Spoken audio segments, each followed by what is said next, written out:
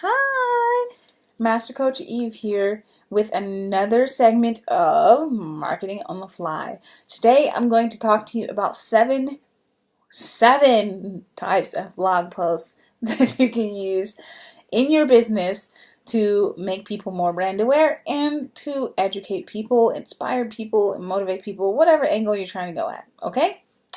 The first is tutorial videos, and I'm a huge fan of this because I use it all the time. When I'm giving people tutorials about Facebook, or when I'm giving people tutorials about brand building tips and things like that, I really like using this method. As you can see, I have my board right behind me, my whiteboard, and I have stuff on it, so I have it turned the other way. But I like using tutorials because tutorials gives people an opportunity to learn something from you. And in your tutorials, you can use quite a few different tactics.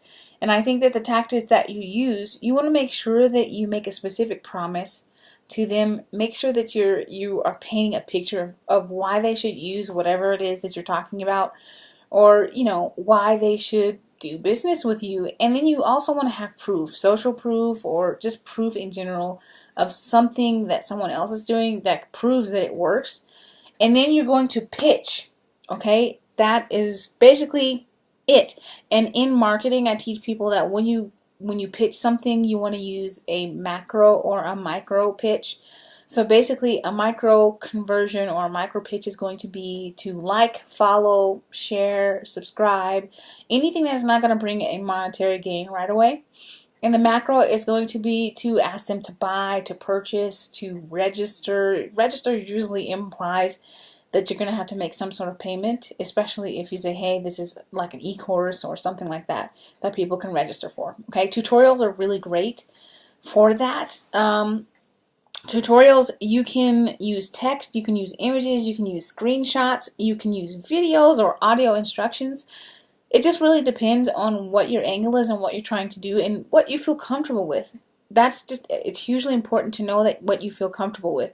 If you're not comfortable being on camera, then audio is a good choice or text is a good choice. But understand that there's really only 3 ways to deliver information, and that's going to be written, then it's going to be audio, and then it's going to be like presentation, video presentation. And understand that written is not going to be as lucrative as audio, and audio is not going to be as lucrative as video. Okay, so if you're doing tutorials and say for instance you wanted to use slides, well, if they don't see you, then your audience can't connect with you, and so you're more likely not going to get the same response as if you did a video. Okay, now the second one is list. If you make list, the top 10 ways to lose weight, or the top 10 things, top 10 books you should read, or the top 10 something, or list. People love list. I don't know why it is, but our brains are hardwired to love list.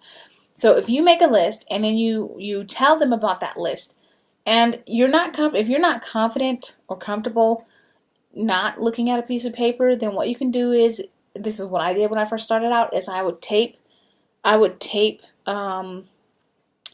papers across the top lip of my computer, and I would read from the papers, or I would just tape it to the screen and read from the screen. And you just need to do a quick glance down.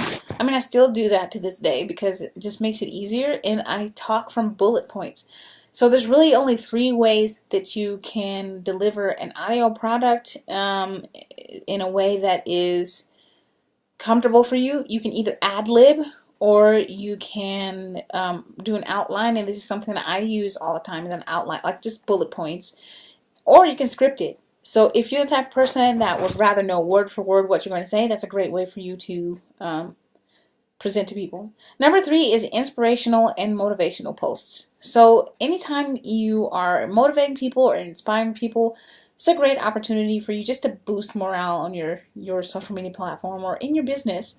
You're just really trying to make people feel better about themselves and about life in general.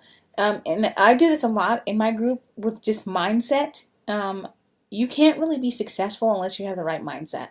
So that's something that you want to think about. Number 4 is how-to articles like DIY posts, recipes, quick tips. It depends on what industry you're in. Some industries you can't really DIY it. You have to actually hire someone. And in that instance, it's just really depends on what message you're trying to get across. So that's one way to make a blog post or a social media post that'll get to your audience. Another way, number 5, is current events, hot topics, including controversial topics, news related to your industry, parallels between events and your work. So, one of the things that I use and I see other people using is like top 10 success tips from so and so. So, whoever the celebrity is, they say top 10 success tips or top 10 this or that or whatever. And it's a great way to make a list. And you're talking about current events, so you can actually pair those two. And you'll find that you can actually pair a lot of these together because they just work well together. Okay? Number 6, predictions. This is really interesting and this is very controversial. So if you are not trying to be controversial, I wouldn't suggest using this method because you might make some people upset.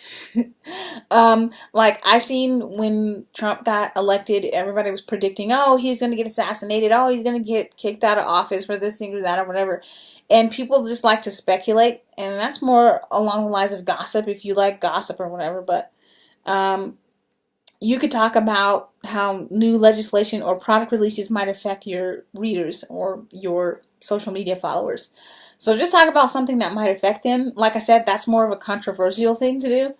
I tend to stay away from stuff like that because I don't really like talking about like government or religion or anything like that in my platform because we're focused on marketing and business. We're not focused on politics, okay? So, and number seven is personal stories or anecdotes, okay? You can use these to establish connections and to show similarities between you and your readers. So this really gives you an opportunity to connect with them and to say, hey, you know what? I love guitars too. I have a story about one time I was walking around and I saw these guys. They were playing their guitars and I just hopped right in there, pulled my guitar out, and we started jamming together. And I've actually done that. Because I play guitar and several other instruments. And I've actually done that. Like when I used to live in Yosemite National Park, I saw a lot of people jamming, and I would just I'd carry my guitar with me everywhere. So that's another fun story for another time. But I hope that this information helped you. If you would like to know more information and get regular updates from me, you can join my Facebook group, Your Passive Legacy Academy. Or if you'd like to work with me, you can contact me at sibusinesscoach@gmail.com. And this has been another Marketing on the Fly minute with me. Ha ha. Okay, that's stop. I'm being silly. Okay, thank you so much, and I hope this helped you. And you have a fantastic, stupendous, wonderful day. Okay, bye.